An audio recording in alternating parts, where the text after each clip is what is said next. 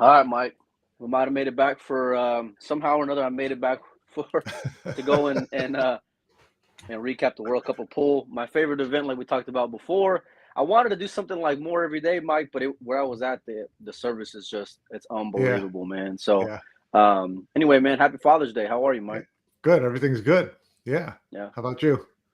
it was good. It was good. Except I woke up this morning and or a little bit ago, watched the end of the Spain match, which was kind of to be expected, but I couldn't believe what I just saw a little bit ago, Mike. So let's just jump right into it.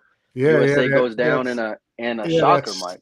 That sound you heard was the sound of a couple thousand U.S. DAZN subscribers shutting their computer down for the rest of the Now that's funny. That's the line of the event right there. day. No, it Yeah, was it, it's easy to say the U.S. didn't perform well. But they were at the table about five times. So, the couple of decisions, I think Jeremy was spot on with his description in the match. It wasn't USA didn't choke. USA, what they just made a couple of, you know, bad decisions. Bad decision on the very first game cost them four. four right off the bat, Mike. Bad decision on the rollout right at the start that Jeremy called right away. So, just that little decision there got, if you're the underdog like Singapore, um, you just want to get off to a good start and get comfortable. If you fall behind and all of a sudden the pressure's on you and you're trying to win three games at a time, then it's a whole different ball game. But they allowed them to get comfortable, and to their credit, I mean, you know, like Yap said afterwards, we got really fortunate with our breaks. I mean, their break shot was great. Uh, Phenomenal. and getting a good shot at the one it's part design, part luck, right? If you can keep the cue ball in the center of the table, you're going to have a pretty good chance that you might get a look at the one. And they were getting great looks at the first ball and pretty open racks. They didn't really have a lot of tough things to negotiate to 4-0, and should have been 5-0. When Han scratched on that three rail. Then the U.S. got a couple games back. They're rolling, but Four two. their break shots just weren't cutting it. And that's what kept them from being able to stack up 3-4 wins at a time. We talked about it earlier in the week. Shane's break this week was just not there. He was constantly with the cue ball down on the bottom rail, and that cost them here. They were 4-2, chance to start applying some pressure. Couldn't get started in the rack because he was froze up on the one at the bottom of the table. So it was just things like that. I mean, it was Singapore's day. It was a little chilly. It was a little chilly getting froze up on that one ball like that. But you're right, Mike. A lot of it was with that cue ball that we had seen all week long. Shane always gets a pass because he's got such an impeccable break. But Right. I don't want to say it was a liability. It was just not what we're used to seeing from Shane, because we're used to seeing the power plus the control. And Right. I think it was like 80% power and maybe like 20% control, if you can even Yeah. go and give it that. Yeah. Yeah. Really, really unlike him. You're right though. As an underdog, and Singapore was an underdog, and for anybody who thinks they weren't, you're under a rock, because they were at least probably 2 to 3 games going to 9 a dog, and we saw them struggle match after match after match in this event. I think they were lucky to go and be in the position they're in. But if you're Team Yeah. USA, I tell you, Mike, you were loving it. You were in a dream going into this matchup because you really liked your chances, and could already see that you were going to be in that final, and to go and get punched in the mouth early the way they did. And that's what Singapore did, was a bit of a shocker. And you're right. It came down to that break. You can call it pull. You can call it the pull gods. You can call it just consistency. Whatever it was, though, they had it following that pop and squat, Mike. Yeah. Well, it's the old saying is luck is the residue of design. And so it's, you put yourself into a position to be lucky. And they were doing that by squatting that cue ball in the center of the table. And you got a better chance of getting lucky on having a first shot. Right. When your cue ball is always down at the bottom of the table, you got to get really lucky to get a first shot. And the U.S. just wasn't doing it. So, yeah, Singapore picked the right time to play their best match of the tournament because they weren't all that impressive coming through. I mean, they were At all. certainly, I mean, Yap is such a great player that just by him alone, they were kind of a top 10 team. in this field. So I think 10's a reach, Mike. I think they might be right on that cusp, maybe right yeah, 10. right around. Well, if you just went by the Fargo rate combinations for the teams, they were top 10. Were they? So yeah, they were right at 10. So and that I thought that was a really kind of a decent barometer of what a team was like in this tournament. And if you looked at it, those were the teams that were up there. You didn't have to depend 100% on one player because the other player is pretty solid. And Han played really well in this match. He looked much more comfortable in this match than he did in the others. And I think that all goes He back was a to what you said. liability in others, though, Mike. He was a Yeah, massive liability in others, and his age but was he got showing his comfortable. nerves. The other matches were all battles. They were all tight. The nerves were going to creep in a little bit more. There were no nerves in this match. You're up 4-0. You're up 5-2, whatever it is. It's you can loosen up a little bit. And Yap was playing great, so he was. It was looking good. Singapore just looked really, really good today, and the U.S. looked like, they just weren't sharp. Maybe that you don't know if they were taking it for granted that they were going to get some Be tough not some to, Mike. extra We see shots. it in Yeah, sports all the time, where it's right, like it's the what do they call it? The trap game, Mike, right? right. Where you kind of already I got thought your eye on the Switzerland was prize. going to be the trap game for them. I I would have really thought so did. too, because Yeah. the Swiss are playing tough. Youngo has been playing some great pool, and I And know they got Yap's out on a to a different three level. nothing lead. They got up to a 2-0 or 3-0 lead in that match as well. But then the U.S. stormed back. But I thought Switzerland was going to be the trap game. And we talked early on about the U.S. at the beginning of this tournament. Looked like they were in the toughest bracket to get out of because they were starting with Canada. They were going to come with Poland right after that.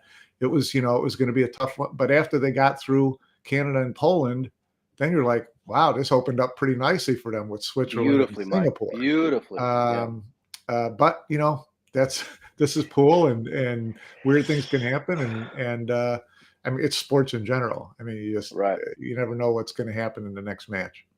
If I would have thought there would have been, kind of your stubbing your toe, it would have been against the Swiss. That would have Right. been the duo because I thought Han was a massive liability. I thought that stage was going to be just overwhelming to him. I know he's been there before, but you're talking about a little bit under 10 years ago where he's been on that stage. Right. For me, I would have liked to have seen Sharik in there, but you can't argue with it now because they're in the finals.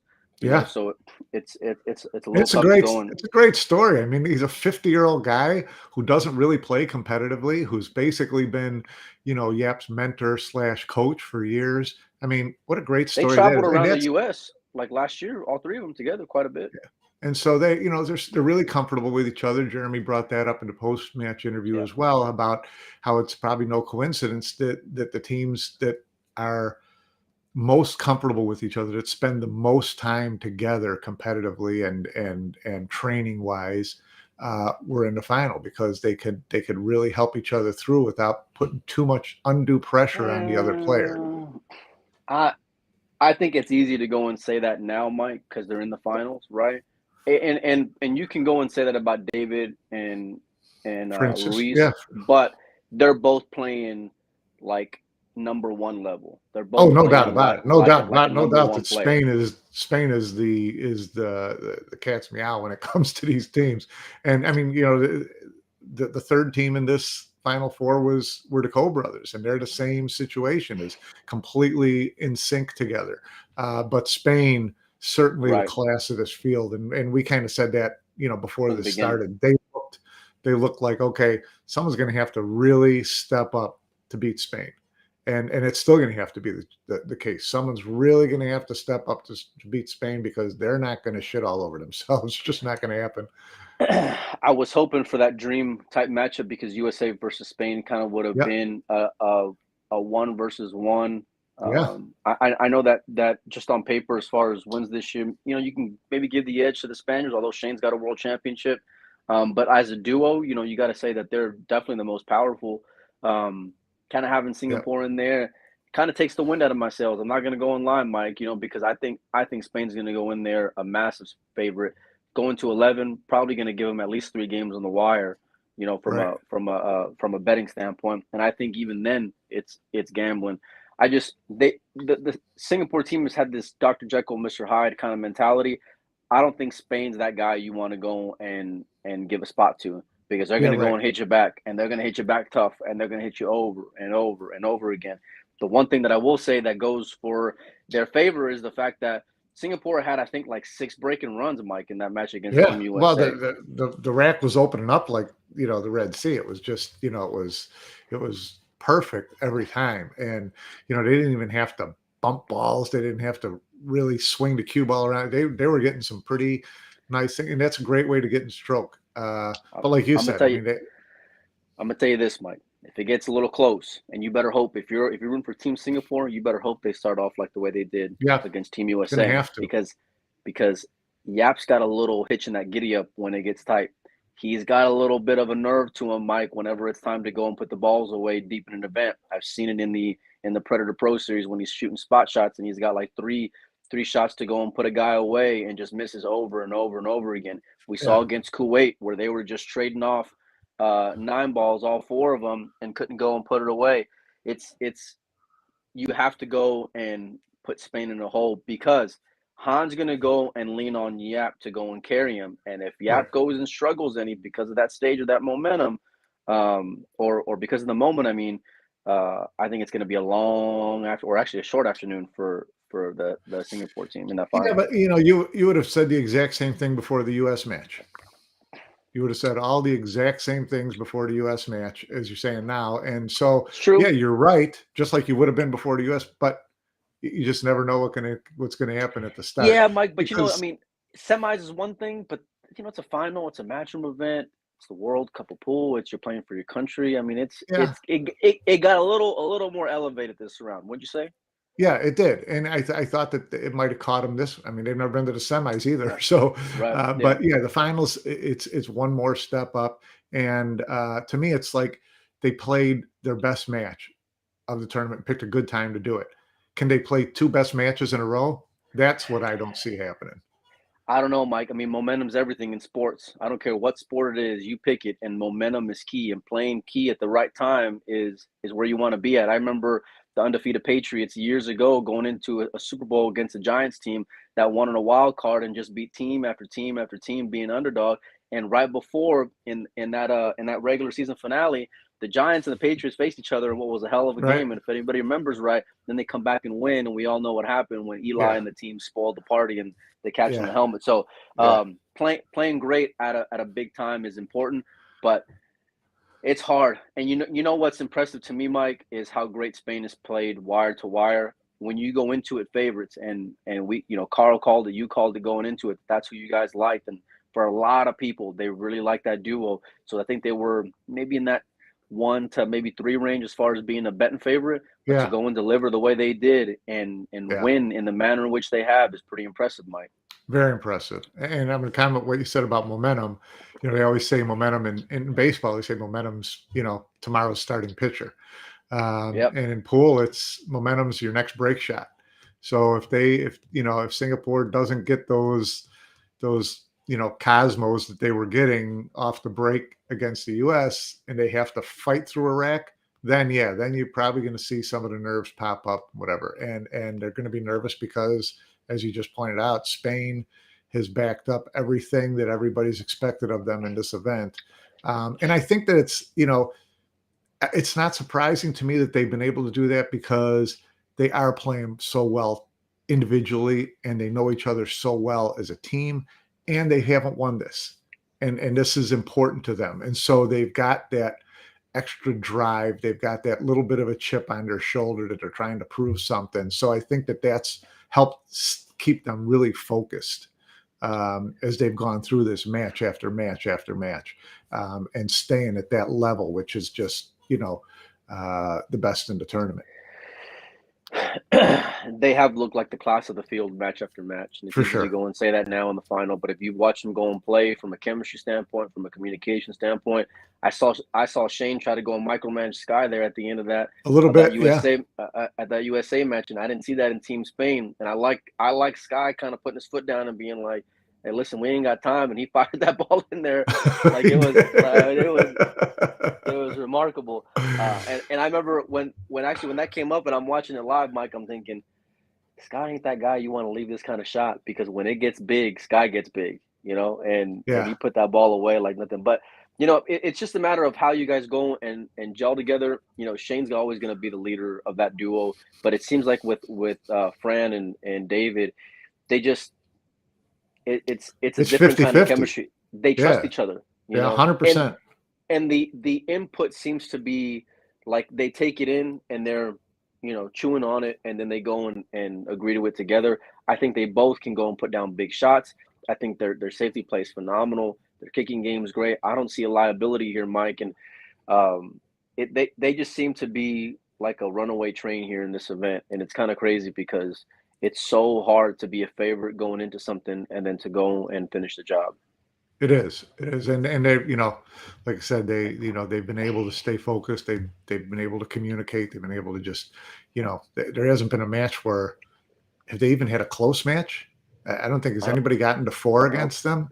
And so, yeah, they're way far the class of the field, They and they they get they would have been a favorite against the U.S. I think.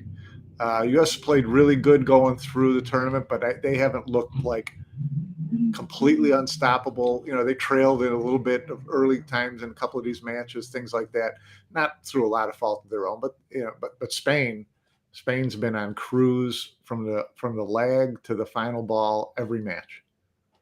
Yeah, that's interesting, Mike. I don't know. I think it would have been close. Maybe like a game, maybe like a Yeah, maybe like 120. a game. I mean, certainly they're not a Yeah. 3-4 game favorite against the U.S., No, no, but I no. think I think they would have been. I think most people who were betting money would have bet Spain.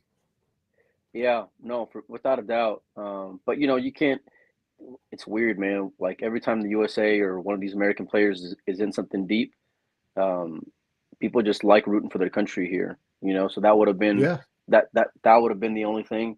But I mean, we'll never get to go and see it because Singapore went and kind of spoiled the party a little bit. And if you're rooting for them, then you got to be thrilled to death. But I think they're up against a monster duo over there yeah. in Spain. I think, to be fair though, I think Spain got a lot of rolls with the Cole brothers on that break during their match because they got kicked in a lot, Mike. I think it was something like 3 or 4 racks just that I had Yeah, seen where they hit the ball great and they squatted it and then they just get this brutal kick. yeah. But you know what I love about those two guys, Mike, is that no matter what happens, they're They always laugh it laughing off. and smiling. Yeah, It's yeah. crazy, You Mike. saw I've that never seen that before. it was 8-4. Maybe we can mount a little comeback, whatever. And little Cole gets kicked in the side pocket. He just started laughing, walked away because there's nothing you can do about it, right? I mean, it's just one of those things. You've gotten good bumps along the way, and sometimes you're gonna get some bad ones. And the Coes always look at each other and just like they kind of smile, laugh it off, tap each other on the shoulder, and move on to the Right? next shot. Yeah, It's incredible, Mike. they're good guys to watch. I mean, you can't help but rooting for them. Yeah, but I mean, just to be that mentally tough, or at least go and Yeah, fake it, even if it's not genuine or sincere, right? Because they're yeah. because they're human. But to go and show that, I think I saw one kick where Cole kind of picked up his head, but then it was like right away he went back to just being normal, and That's um, how you live longer.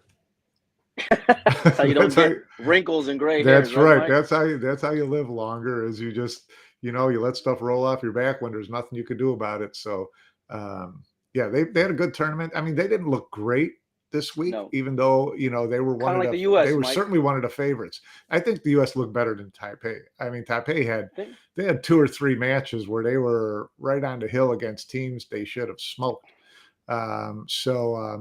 But they found their way through. But again, against Spain, you got to come with your A game. Both guys have to come with their A game for any team that's going to beat Spain. You can't. One guy's not going to carry you to beat Spain. they've both been in big moments now. Mike David's a World Pole Masters champion. Francisco's been in has won Euro Tours and of course won the Derby. We all know David's been a Mosconi Cup, I believe MVP if I'm not mistaken. Hmm. And or no, well at least in No, I in the don't think so. Mosconi No. Cup. Yeah, he's been in Um, my Coney Cup 3 times, and I think. so you've had these big stages where I don't think you can go and get rattled, and I gotta love their chances to go and finish the job, Mike. And Yep. it'd be a hell of a story because they really are like great friends off the table. If you ever go to any tournament and you see one of them, Oh yeah. Don't go and blink because you're gonna see the other one right behind you. Yeah. Yeah, no, they're great guys. I mean, who doesn't like David and Fran? I mean, they're just super guys that, when they haven't won things in the past, that when they were close, they're not, whiners, moaners. They're always gracious. They're always supportive. So it's another team that you can't help but root for when you watch them play. Um, Going back to the U.S., someone mentioned the 8 ball that Sky missed. That damn Um, fly, Mike.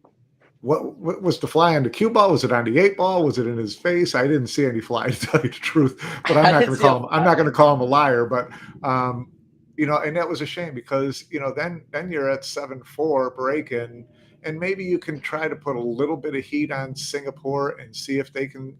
Maybe they're not going to get perfect rolls on the break the next time they break. If they break again, that type of thing. It gives you a puncher's chance. So. But that was just a really unfortunate miss.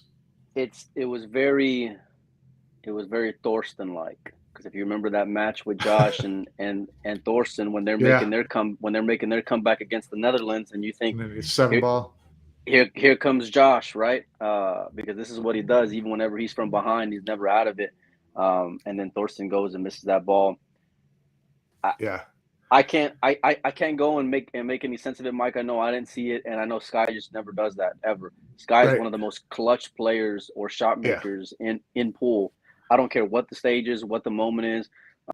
Whenever it's time to go and bear down, and that wasn't even like a tough shot. Like no, no, no. That's why it that had was to be very like something walk in the something. park, man. Yeah, something sharked him. That because he's not an excuse maker, and so when he immediately got up and waved and said, something sharked him just enough to miss that shot, and who knows what happens from there, but it was tough to watch because you were just hoping that this would turn into a little more of a dog fight, because then you like U.S. chances a little bit more. But so that was really unfortunate, because then he came back after that and rifled in that three and the So back cut shallow. into the corner. It was just ridiculous.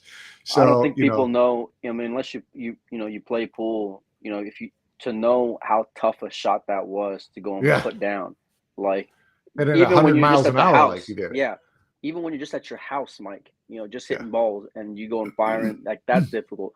And then you go and put everything else of what the moment really is on yeah, top of that. That shot was brutal. Sky is just ridiculous, but they still ended up coming up short. Shane just he seemed to kind of half-ass that bank afterwards, where he didn't play it two-way or played it a little right. strong of a Yeah, two-way, yeah, but didn't really commit to the bank either. So he right. kind of just middled it, and then Han, to his credit, put down a really tough ball. So yeah, I mean, I there's a lot of good takeaways, Mike. I wanted to ask you though, do you see any changes for any teams for next year? Well, you got a long time to figure that out. Kuwait, obviously they've got three really equal players. Who knows what two they're going to pick next year? They could pick two out of any combination of two of those three players that are there, and it's Do going you to be a think they pretty make a solid. move away from Omar? It depends on how Omar does in the next 12 months. Yeah, I think it's all, I think it should be based on who's playing well right now.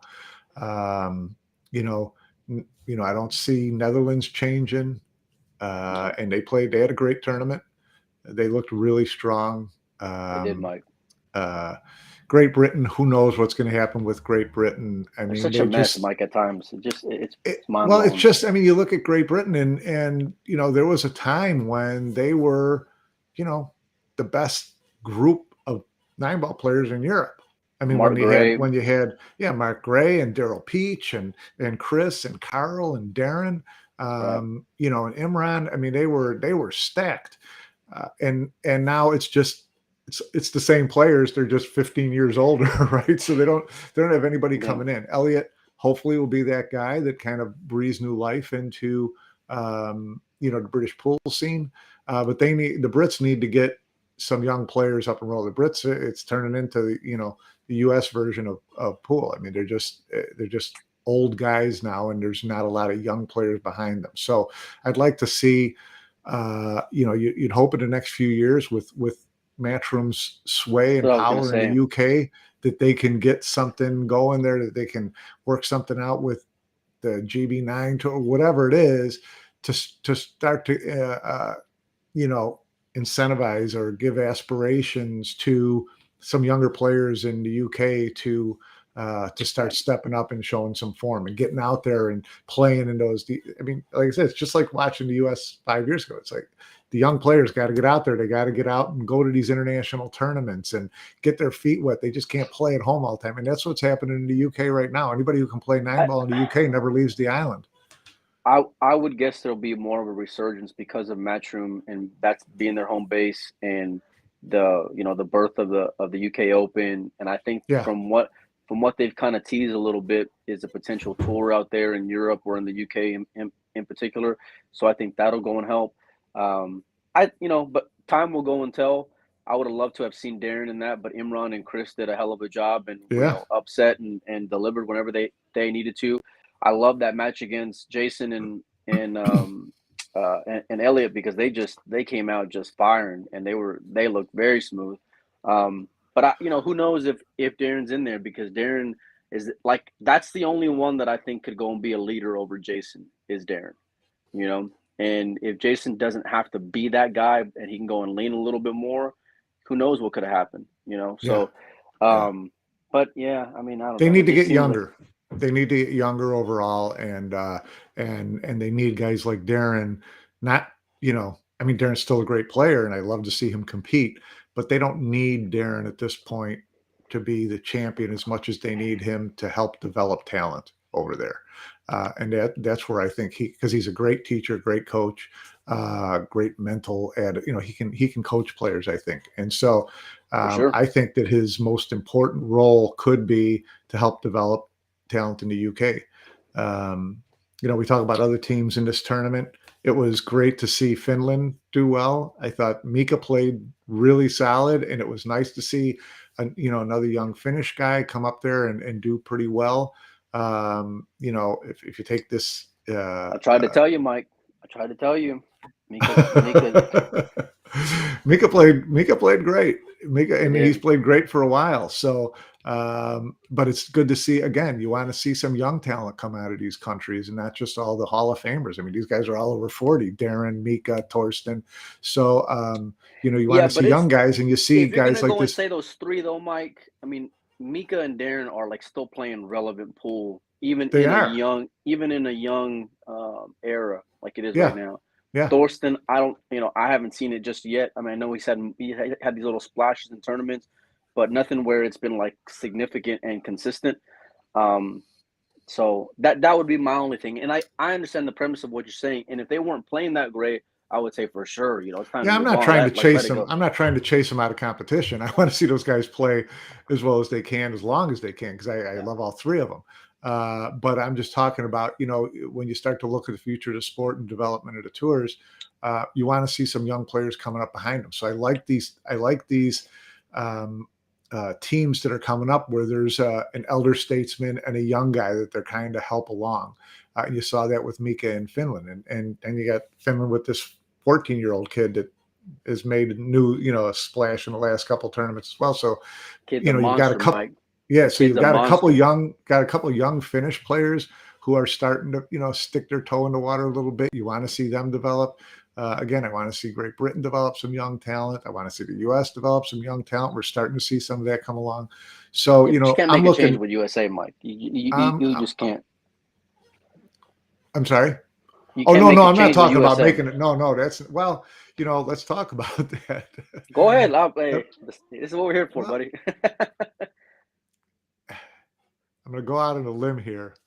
I don't think Sky was the first choice for the U.S. this year. Wow. Are you saying that because of what you've heard, Mike? Yes. That when federations put forth teams, they put forth certain players, and then Matchroom makes the decision whether they're going to buy that or not. So it still ends up being Matchroom's decision in the end. So you're saying that it got trumped to go and it got trumped. And so going forward, are you going to use a point system for every country, or are you not going to? Is it still going to be, you can tell us who you kind of want, but we're still going to decide who we want in the tournament. So is the World Cup of Pool going to develop into something that's totally merit based, or is it always going to be Who would have been the defer to choice, Mike? Since we're on the topic. Tyler Wow. on Wow. on points in U.S. pool system? He was ranked higher. Now I think that that's kind of as What ridiculous as you points? think. What points? What are we BCA talking about here? points, BCA points. Awful. I'd like to see what events that he's getting. I mean, I know Sky hasn't played much, and I Right. get that. Like, and if you're gonna use that premise, that's one thing. But I'm sorry, Mike. I can't wrap my head around that because No, I've seen I'm I've not seen defending it. I'm just saying what it is, and I'm just curious. right. Again, on the bigger picture going forward, does World Cup of Pool turn into a complete merits-based system, or is it still? And I'm fine if Matchroom says, we're always going to decide who's going to play for these You countries better be careful because though, Mike. That's a slippery slope, and at least when it comes to these guys in the U.S., because these American players can go and check the hell out, and I mean quick, where they can just be over it. And I'm not going to travel. It's not worth it right. financially. Well, and I'm just getting that's the buried thing, over here. Well, the World Cup of Pool to me is a little different animal, and I've never minded if Matchroom controlled the teams for the World Cup of Right. Pool because it's their event, it's a TV event, Who are the two it's an best players in the country in the U.S., Mike? Sky and Shane, no doubt about it. I mean, no one's going to argue with you on that. Right. So it's just to me a matter of is this If and you you would have talk had about how Tyler in there, you want to talk about an uproar, Mike. I mean, if you would have, and I know and Tyler's going they would to have been out in Birmingham, but about the second or third round likely. So I don't know if they make it past Canada, Mike. so we're just talking about teams who might change, how teams are picked. I mean, that's going to affect Right. how teams teams change next year. If it's totally merit based, then a lot of these teams could change next year. If it's based on who we determine as Matchroom or who we as fans determine to be the two best players in the country, then that's what it's going to be. I mean, this year we talked about Kuwait. Should Omar have been on the team for Kuwait this year if you were going I don't strictly think so, merit? Mike. No, I don't think and so. strictly merit it would have been Badi and Al Youssef's, right? So Right. So again, it just comes down to if we're talking about which teams may change, which teams may not. It's it really depends on what the system says going forward.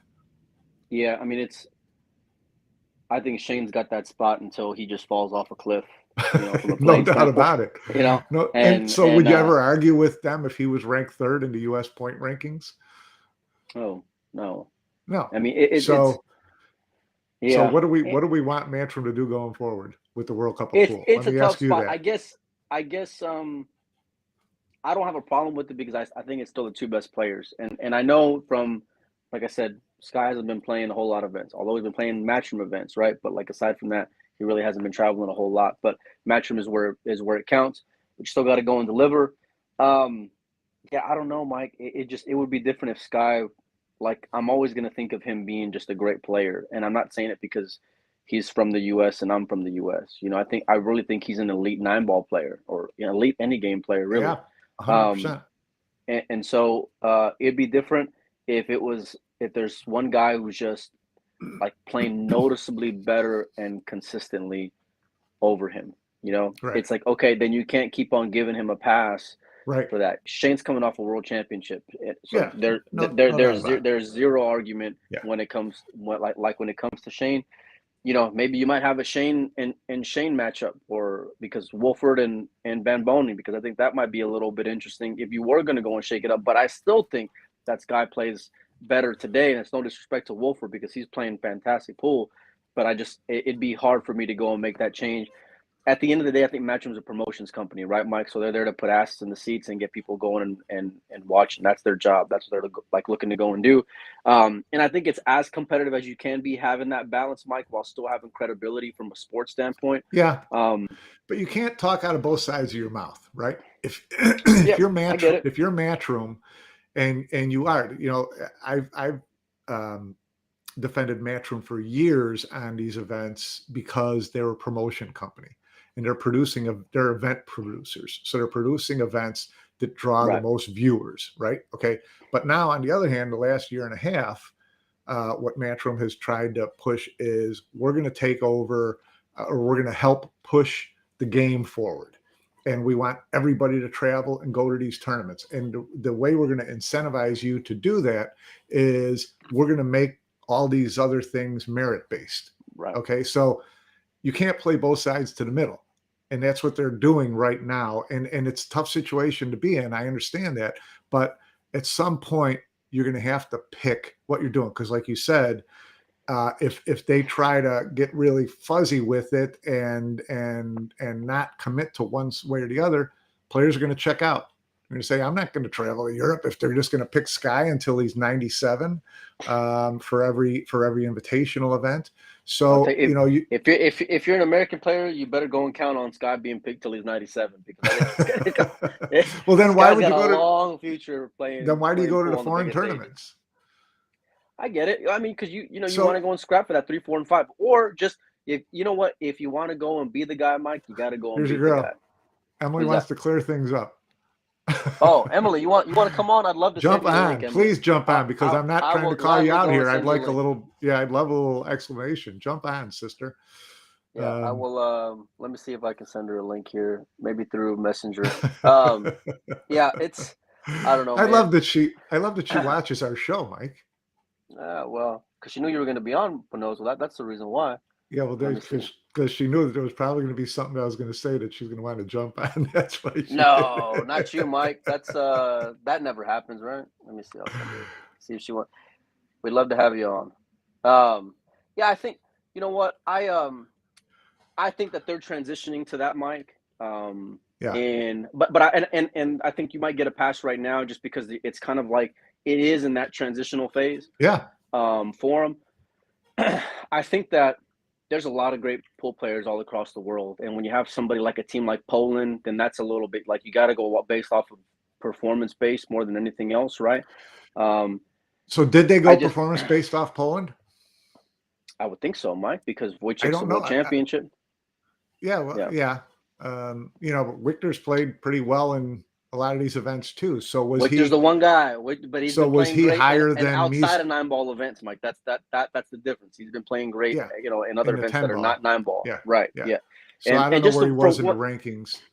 Yeah, and just to go and I don't like replying to a whole lot of comments, but Sky has won Derby City, and if you're gonna go and give Ruiz credit for all of his successes this year in Derby, then you got to give him Sky that same respect. And Sky just comes clutch, but yeah, he's a Derby City champion winner. So I love the event, Mike. I like the pressure that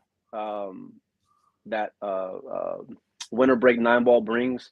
I think that it's played a lot tougher. It seems like this event I've noticed a lot more balls missed this go around than I have the World Pool Masters or what was the other one, Mike? There was a second event where the balls were just flying in, the UK Open. I've seen a lot more missed balls, and I don't know if it's just pressure or what. I know they were saying there was some it was hot out there because it's looked hot literally hot. I know they have fans on players and things like that. Yeah. But I love the event. It really makes for a chance for a Cinderella like a Singapore to kind of go and make it through and cause some waves and kind of hit your stride at the right time. And you don't get that in any other event. And I think this is as close to like an Olympic style event as we go and have, I know they got the World Games coming up, but I don't know. It's different, Mike. Yeah, no, the World Games is, you could talk to, 100 pool fans and 96 of them wouldn't even know that the World Games exists, which is a shame because it's, it's kind of our Olympics. It's interesting, situation and has Emily responded to you? Because I'd love to have her jump on here because it's great. It's a great topic. I don't think she's seen it, Mike, but you know what? So I'm going to be out and I'm actually flying out to Vegas tomorrow. So, and you're going to be out there. So what we can do is we can always go and kind of do like a recap show and kind of preview and talk about the European Open. And we'd love to go and have her on and discuss all things that have been happening and that are going to happen. And, she's always welcome on here. So, it's, I'd much rather, if I'm going to say, oh, she said you haven't sent her anything. Well, this just got awkward. Let me see if Emily may not have her. She may not have her. Let me see. Well, I'll send her the link her. that you. I'll send her the link that you sent me. I sent it in Messenger, Emily. That's why. Usually I go and send it to her in WhatsApp. But if you can send it to her, Mike, then send it that'd to be her in great. Messenger, and get her on here so she can. We're just dodging you, Emily. That's what it is. We're just I did, man. Look, I can show you. And she probably has Facebook. She probably has Facebook Messenger deleted, and I don't blame her because of all the Rolly comments over the last couple days. So, see, I don't have Messenger. Mike, send her an email or something. Let me see. Okay. Let me see. Mike will get you sent an email, and because my phone is actually being used right there. So usually I got it the other way around where I can just forward it real quick. But no, you know what, man? It's the World Cup of Pool is unlike any other. I know there's been a lot of like in these 9-4. Oh, she's saying in WhatsApp, Mike. Yeah. So I know there's been a lot of these like 9-4 kind of score lines, and maybe similar to that, and even in the races to 7. Is this a pro podcast or what? Yeah, we're look at the title, Emily. We're dogging it over here. That's the reason why. But I like seeing more of the chalk early on, Mike. And I've been getting up, my ass up at 5 a.m. every morning to go and watch it. And there's not many events that I will go and do that. Even if you got these, one player out of a group that'll kind of anchor a team like what Yap is, Team Singapore. It's like these guys always have a puncher's chance. We saw it with Christoph and Josh last year, where all you need is one guy, a little bit of chemistry, and a little bit of magic, and you can be in a final like we're about to have here. And I think another, what is it, Mike? Like hour 3 more 20. hours? Hour 20? Oh, shit. Okay. Hour 20. Did you get it sent off, Mike? I'm working on it. I'm opening up WhatsApp right now as we speak. Okay. So we're organizing my messages. I would go to a commercial break, but the only thing I got commercial wise is Carl missing that 8 ball. I don't want to do that again because he's been on field ever since. So, but yeah, I mean there's so many great teams. I'm excited. I would like to go and see the Chinese team go and come back, Mike. Lu Haitao and maybe I missed them this year for sure.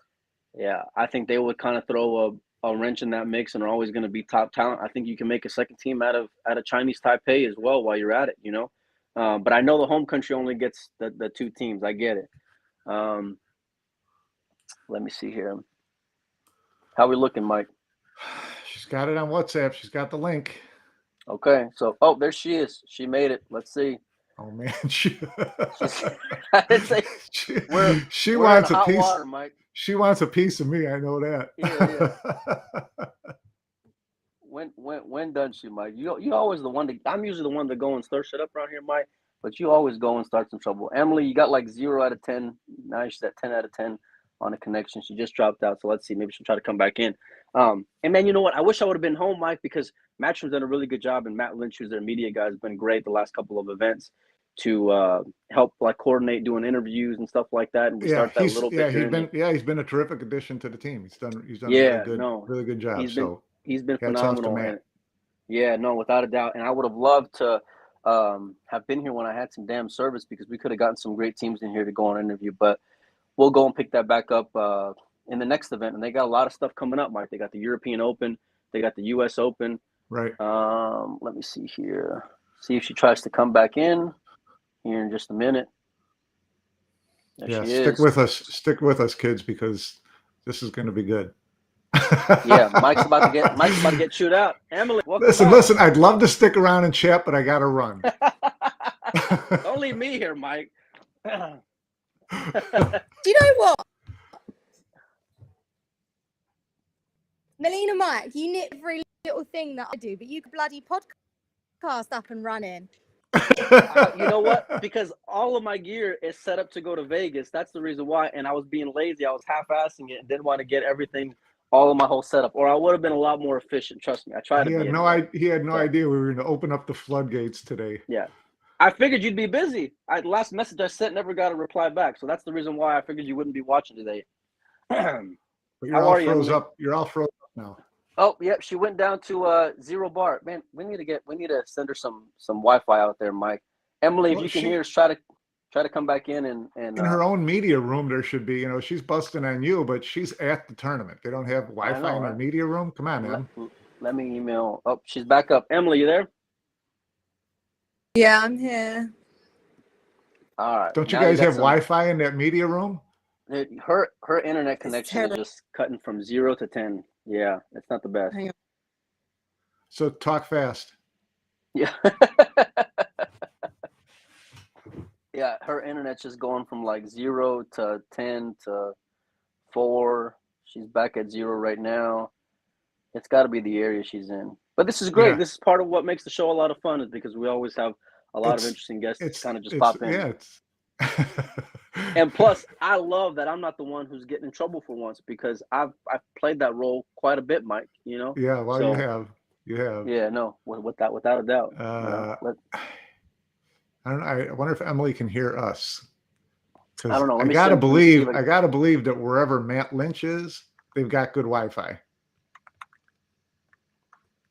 or a hard connection. Yeah, cuts out. There she is. Maybe she's back again. Let's try it. Emily, do you got Got me? internet? Finally. Yes, Yeah. I'm on my hotspot. Okay, there you go. Perfect. It's a lot better now. Speaking of hot spots, I feel like I'm on a hot spot right now. What aren't you, buddy? Do you know what? I was sat here. Everyone's gone for Nando's, and I was like, do you know what? No, I'm gonna sit here. I'm gonna figure out the format for next year. We're gonna look at like X amount of teams. We're gonna do it like this. I'm sitting there, and I've got onto Well, let's hear it. Facebook. Let's No, hear it. What are I the ain't details? fucking telling you on here. I will announce it. I'm not giving you all my secrets. If you saw the piece of paper that is sat on my desk, along with, but and I've gone onto Facebook and I could just hear you two talk. I'm like, oh, they're just so wrong. It's not even. Well, correct us. Put us in place then. Let's hear it. What was the most egregious thing we said? Where to start? Where do I start? So what the bits you were talking about was when I came in, it was kind of cut out. It was about the allocations, right, with the federation. So what was the question that you were? Because I only came in when you were talking about. So here's where I'm at on this, is that there seems to be kind of a, in some allocations are merit-based for some countries, matchroom picked for other countries, or that type of thing. And I've never had a problem with that, because I know that this is a made for TV production, and you want the teams to draw the most interest, whatever. But at the same time, now that you've become more of the front runner for organized professional pool, you're trying to convince players that things going forward will be merit-based. Okay, so if they feel like they're really not going to be merit-based, that Sky's going to be picked or Shane's going to be picked until they die, then are they going to continue to go to support these other events if they feel like there's, so it's that kind of, you've kind of got yourself caught in the middle now of being that production thing and being the forerunner of professional pools. Does that make sense? That does make sense. So I totally understand why. Now let me just turn this. All right. I totally understand why you're asking that, and because it does look like that as well. And I'll be totally honest, we are kind of in the middle, because I kind of think that we don't have a system where we can be 110% this. So with the World Cup of Pool, and Mike, as you know, you've seen more of the events than I have on the World Cup side of things. We tried a new thing this year with the WPA and said, right, you get 16 allocations. And that's the first time that I know that we've ever done that. So when Barry and I looked at that with the WPA, I raised a red flag about potentially federations putting forward, the federations that are more built, like, Poland, they have a very strong federation that they're producing lots of players out. But there are federations that don't have a very good reputation of putting forward the top player, for instance. So we need to make sure that we're looking after the players in that respect. So when we did it for the first time this year, we were like, right, the WPA gets 16 allocations. And Did they get to pick which 16 countries that was? Because you're only talking about half the field then. Yeah. So basically, the agreement is that the WPA gets 16 countries. That's what they get. And the reason why we did it like that was because it was trying to introduce new territories that they're trying to develop pool in that we may not be doing. So we were trying to grow it that way. Now, the agreement that we put forward was by you having these allocations, the federations must respect the 9-ball ranking system. So the example that you both obviously were talking about when I listened was with USA. So when I got given the World Cup of Pool pick for Team USA, obviously it's a matchroom event, and we will trump, if we think that there's been a decision in bad faith, and they weren't honoring the 9-ball rankings. Okay. And they also put in, Skylar was, even though USA lost last year, Skylar performed incredible. He and I'll openly say, he carried the Team USA at the Mosconi Cup. And our whole Matchroom Multisport team sat there and went, what? And so it raised a red flag. And I explained, I communicated, and I said, any red flags that come in, we will override that.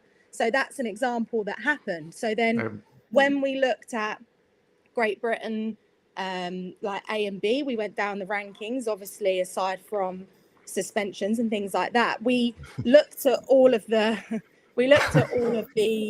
players, and we have a spreadsheet. No, question. Hand down. We've got a spreadsheet that got sent. I don't think the spreadsheet got sent to the players, but the allocations got sent to the players, and it said, you're one of the top 8 ranked on the 9-ball rankings, your country, so that's why you're in. And player A got in because of the 9-ball rankings, and player B wildcard. So at the moment, it is kind of like stuck in the middle, because we're trying new things and we're seeing what's happening with it. So we're kind of like, but we gave these countries to the WPA, and we expressed to the WPA, they can't be putting, players in who are, doing X, Y, and Z on a total different ranking system. They must honor and they must respect the 9-ball rankings. But say a player like a Polish champion from like a European Championships or something, or whatever. Yeah. So say if Poland are putting forth a team and they've got a Polish champion that they want to put in, we think that that's the right way to go about it. But player B must be the highest on the rankings. So it's kind of like that. I get it, and I don't have, I have no problem with it. It's for the time being, I have no problem with, the way you're doing it. And as long as you keep pointing out that this is a work in progress, and at some point, yes, this will all be merit based. But we have to work out some kinks to get to that level. That's understandable. I have no problem with that. Well, the thing is that the World Cup of Pool and the World Pool Masters, yes, we're trying to make it merit based. It has always been invitational in the past, but there's still wildcard selections in those events. So we still had 4 wildcards to the World Pool Masters, and the World Cup of Pool, 16 went to the WPA. 8 went from the rankings, and the remaining 8 are wildcards. So we can put in whoever we want on that respect. So yes, we are trying to produce this transparent ranking system, and we are also remembering we're live on television.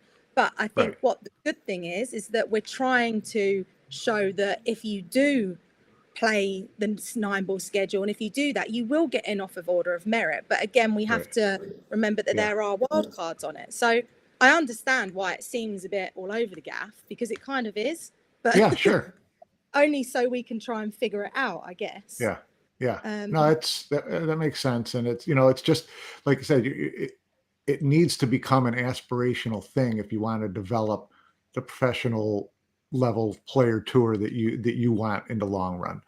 And so if we jump off, are you good jumping off the World Cup of Pool part of this, Mike? Yeah, go ahead. Okay, because what I'd love to ask you from I'm good. What I'd love to ask you from that standpoint is, and I don't know if you caught any of this we were talking about, was the development of young 9-ball players into UK, and the need to do that going forward, which to me, from your standpoint, is multi-level. I mean, the more buy-in you get from players into UK, the more younger UK players that come up, the more UK fans you're going to develop. And since a lot of Matchroom events are always going to be based in the UK, you're trying to develop that fan base and all that kind of stuff. So how important is it? And what have you guys thought of in terms of helping to get, younger players into UK more into this, going to international tournaments, going to the US to play in the US Open, all that stuff, because they never leave the island. Well, I think, funny enough, what we're now looking at is that I don't think any of our events, except from the Moscone or the UK Open, will continue and stay in the UK. So Wow. Really, including the World Cup of Pool? We're looking at moving a lot of our events out, basically. So wow, you heard it here first. Well, the thing is that you can see it on the fans that are coming. I mean, the spectators we've got here is fantastic. The team have done a really good job with getting tickets out there, but it doesn't quite drive like a US Open drives in Atlantic City, or even did in Vegas. So we're noticing something here, and we know that we need to change it. So one of the main things that we know we need to look at is the junior side of things. But I think what everyone forgets, and I understand your question, Mike, is that in the last year we've done new things that we're like going like this, and we're trying to, and I'll be honest about it, we're trying to keep up with ourselves, because we've obviously launched something that we're the only ones who had the balls and the investment to do it. But we're trying to keep up with ourselves. And so we're trying to, at the moment, my priority right now is to try and sort out the format for the European Open. And it's kind of like trying to prioritize certain things. And it's like, right, let's give ourselves a year to regulate the tournaments. Let's give ourselves a year to make sure that the playing equipment is all the same. The formats are pretty much not all the same, but when you're tuning into the Moscone Cup, what format it's going to be, Whirlpool Masters, etc., the open events. So let's try and just sort that out first, because we're learning as we're going. The World Cup of Pool's been this format for years, and it's always been like this. And Monday or the Friday before the event in the office, Jake and I were chatting about it. Jake's really become very knowledgeable on the format side of things for our stuff. And we were chatting about it, and we were like, this isn't right for the World Cup. It doesn't feel right that you got people, Singapore have made it to the final, which is fantastic. But countries like that who are traveling so far, who are getting knocked out, race to 7. And we saw all of the results for the first round. They were all 7-2, 7-1, 7-3. Yeah. So it's brutal to watch. But it's like, Mike, it's been this way for years. Yeah. And at the moment, all of our time has been like new events, sorting out that format, doing that. And now we're doing, like you always say, it's like a full cycle. So we've now done the last Whirlpool Masters. I don't like that format. We're changing it for next year. It should be the elite. And then we're coming into the World Cup of Pool. And as soon as we started match 1, Jake and I looked at each other and we were like, yeah, we know this is like, as soon as what we wrote up, in the office, we put it on our whiteboard, we need to sort that out. And so we're learning everything as we're going. And it's the same, like on your question for the juniors side of things. I've had some good chats with, I won't ruin the surprises now, but in regards to... No, you came on. Ruin. No. Yeah, ruin it. What we got you here for? With regards to our open events, we've got certain things that are coming up that's in the works. So I'll just be totally honest, like we've launched something that's like, Mike, remember when you said it to me? I think you said it to me on the phone. You were like, do you realize what work? Do you know what you've set yourself up for? Yeah, and to be honest, I think at the beginning kind of did, but it's really tough work, and we've got loads of other things that we're obviously trying to do. So we're just really learning as we're going, and we're trying to like keep our eyes open.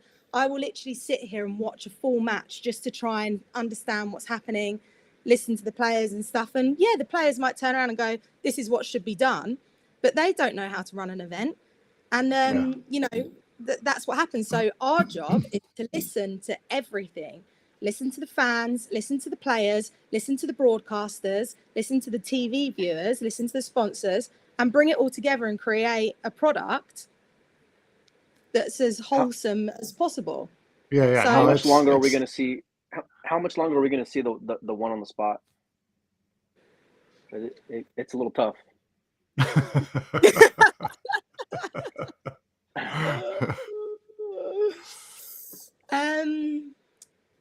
Yeah, I'm just gonna try something for the next one. I think you'll soon see. You only have to wait one more day to find out. 2 on the spot. I'm not giving Melina Mike any of my drops anymore. I know she won't reply on WhatsApp. Like, oh, what's happening with this? What's happening with this? Like, I'm not giving you any inside information anymore. I'm trying to find out, and then I just get left on red every single time. No, I don't even go into it now. Yeah. So as far as the World Cup of Pool goes, what kind of changes would you make? Because it was really tough to watch New Zealand and Australia fly 27 hours and turn around and fly home the next day. And but by the same token, if you have the decision to come or not to come, and you got to start getting to the point where you make it to the second round, so it makes it a worthwhile trip. So there's a little bit of responsibility on their side as well. But it was tough to watch, those teams and knowing that they got to turn around, take a 27-hour flight back home the next day. And the only thing that, it sounds really bad, but because the tournament's at the level that it is and it's the prestige of it, the only thing that saves our asses is because the prize money is so high. Yeah. So that first round is really quite high for a first round loser. So I think that in the past, it's kind of just saved our asses a little bit, and there weren't any tournaments happening. And so everyone wanted to come to it. It still is one of the best on the schedule. That's great. Yeah. But it is. When you're looking at the countries and you're looking at the wildcard selections as well, you don't even look at countries where they're going to have to fly so long for it because you know of this. So we understand what the problem is, and we're going to make changes to try and adapt for that. And, I actually had a really good chat. Barry turned up yesterday. He just popped in because obviously it's local for him. Yeah. And I was chatting to him about it, and he was just like, listen, these are your event. Like these are matchroom events. You can do whatever. Yeah. Try it. See what happens. Right. And if it works, brilliant. If it doesn't, then we go back to the drawing board. So that's kind of just our mantra at the moment. It's like, whatever the European Open format is that we come out with, that doesn't mean that's what's going to happen for a year. We're going to try it, and we're going to say, right, let's see what happens. And then when that finishes, we'll sit down and go, right, what worked and what didn't work, and now let's apply it to the US Open. Right. Well, let's talk about the European Open for a second. And one thing in particular is those dates, because those dates are a little close to another big event, another event coming up in North America. Oh, Mike, fuck off. Are you kidding me? Are you actually fucking kidding me? I'm just saying it's a little close. Surely you are kidding me. It was directly clashing with an event, and I moved it out of a date clash into it's not even clashing. So what are you even talking about? I'm just saying it's a little close. No, right. Okay. I'm going to give you two options, Melina Mike. You're in my job role, okay? You're Emily Fraser. You got two options. Option one, the dates that you have clashing with the World 8-Ball Championship. Those, I've been told those dates are not moving. Option two, August the 9th to the 14th. So what's your two options? I think you're in a tough spot either way. No. What's your two options? What do you pick? August. Exactly. But this is what we got you on here to ask good questions. We brought up the European Open. How can we not talk about the European Open? She's never. It doesn't make sense. This is the first time she's ever sat there and thought, I'd rather talk to Mike Pinozzo right now. Exactly. I'm used to being in hot water. Mike Pinozzo, you understand this, right? Do you understand? I actually do understand the spot you were in, and it was okay. I have to pick the lesser of two evils. That's what I meant. And now you're on. You're backed up to a Euro Tour event, correct? Yes, but With a day between. Yeah, a day between. Now, obviously, we couldn't go the beginning of August because I couldn't clash with the Euro Tour. And I'll say it now, I'm not going to clash with a 9-ball ranking event over another discipline. So if it was 2 options with that, then I would pick the 9-ball ranking event that not to clash with. And then, so we had this venue in August that we could basically select any dates from. Torsten was saying exactly the same, that this is schedule. I said, Torsten, I'm well aware of the schedule. And I said to Sky Sports, I said, this is it. This is the month. The end of the month, there's like this loads of sporting events happening in Germany. Yeah. And they turned around and said, we want the weekend of the 13th and the 14th. Yeah, I don't think a lot of people realize the Sky Sports part of the equation in forcing your hand or really having you make decisions on dates because they don't have a window for you here, or there's too many other big events going on at this point that have nothing to do with pool. So it's not just, we can turn on Sky Sports anytime we want. What's Mike? What's the event in the U.S. that this comes close to clashing with? That's what I was curious about. No. It's the Canadian Open. I think it's like a few days after that finishes. But I think this is what. Listen, no, you Canadian. But hold on a minute. It's a few days after. People, you guys know, Mike, you're on crack because you're looking at a schedule, a tour of events. The snooker boys, the darts boys, they go from schedule to schedule. And yes, I understand the Euro Tour isn't, ideal, but the European Open format I'm looking at, so round 1 matches can play on day 2. I'm looking at things like that. I don't have to look at that. I don't have to be nice like that with the players. I just say, look, this is day 1 and you've got to play. But when I'm being told that I will have better viewership on our viewing figures, if I go this weekend, I will make the decision for the future of 9-ball, the future of the event, to sit on that weekend. Players still have 2 days or whatever it is to get on to the next tournament. But they have to start getting used to this now. And I've 100%, I made the right decision. I'm confident with that. I think it's a fair question, but I don't think a lot of people understand like all the juggling things that you got to go and figure out when it comes to making decisions like this. And maybe discussing like, weighing out the World 8-ball or, not stepping on your toes when it comes to Euro Tour. I mean, I get it, but I still think it was a good question. You phrase, okay, no. There's 2 ways of asking a question. There's asking a question for the fans to understand. I get that. But you asked it like you genuinely didn't know the answer yourself. One of the most. So you're saying that I'm stirring the pot a little bit? Is that what you're getting at? Me? Listen, you ain't stirring no pot because we are. Look, this is why we love having you on, Emily, because you at least go and are ballsy enough to go and answer the question. This is what's great. Well, so exactly.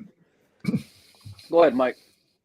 No, I'm kidding. She's all over your ass now. I'm in a good position. I'm not saying anything at this point. I'm just like, right, can I just say one thing? It is my best friend's wedding on the 13th of August, my best friend, and I'm a bridesmaid. And when I made those 2 decisions on the dates, do you think that I think that? I think, I've got a wedding I need to go to. Oh, and also my family's got a family holiday or something like that. If you need a +1, I'll be in Europe at that time. No, it's in the UK. But it's just so frustrating because people don't understand the work that goes behind. I could have just sat in those November dates. They worked great for us, like from a Matchroom multisport perspective. But it's just, it's just, it's funny. How big of a deal is it to go and get a major 9-ball event out there and out in Germany and to get into that market and get all those fans interested in the sport? How did you end up in Fulda? Well, I think it's fantastic. Torsten was, the main guy behind it. He's the one that suggested the place, and we looked at the venue, and we had between that and a venue in Berlin as well that we were also looking at over the same week. But I just think it's got a really nice swing to it. That basically it's Torsten's hometown. It's a brand new place, and it could be the opening for a new territory for us to go to. So when you work a deal like that, do you work with local like convention visitor bureau type of thing? How do you work with a city like that to help, all the promotion that's going to go on ahead of time to help you try to get the word out to people so you can get fans into seats? What's the working relationship? Who do you work with in a city like that? Well, at the moment, the first thing was to do is to make sure that our setup could fit in the venue and that basically they can cater to our power requirements. Obviously, of Right. the TV trucks, they can park the satellite truck and we can get a satellite. So the first thing we do is check the broadcast side of things and the actual logistics of that. So I'm flying out there Tuesday morning for the day. And so I've just basically got meetings set up that Torsten's just suggested different people. So I'll be there all day, basically, talking to those people and setting those things up because we don't have long and we need to start getting fans in there. But I'm just really interested to see what kind of pickup we get because, could we do another event in Germany? Because the European Open, it's got the feel where it can move to Netherlands. It can stay in Germany. There's so many different things we can do with it. And if something does work in Germany, then we can do another event there. So I just think you can get countries bidding for this event. Yeah. Fighting each other for the event is what you'd want, whether it's the Netherlands or whether it's Germany or Spain or someplace like that, which would be great. What's the player field going to be like? Yeah. When is that open up to sign up? And Tuesday morning. So we've allowed for everyone to enough notice for it. So basically, I think I don't know 256? 256, yeah. Always go confident. Will it fill up faster? Will it fill up faster than the UK Open, or you think? To be totally honest with you, Mike, I've got no fucking clue because I didn't think. Come on, a Euro Tour gets 200 players. I mean, this is a year.